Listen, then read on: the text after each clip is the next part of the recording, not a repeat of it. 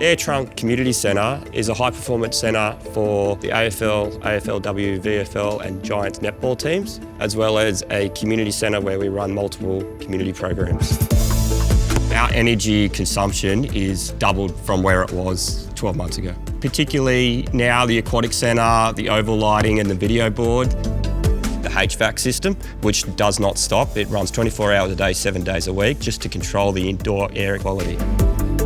Sharp EIT, just great people really. They naturally gravitated towards our need for commercial solar infrastructure. We have a unique set of challenges being a sports club at a high performance centre. They've also partnered with multiple clubs throughout our industry, so that gave myself a level of comfort that they would deliver.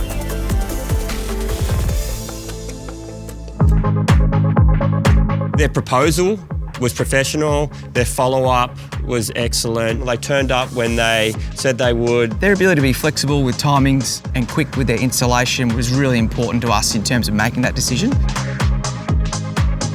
It had to work around our football commitments. We couldn't shut down the field when they were craning the panels up on the roof. So their ability to navigate those and their track record in this space gave us great confidence.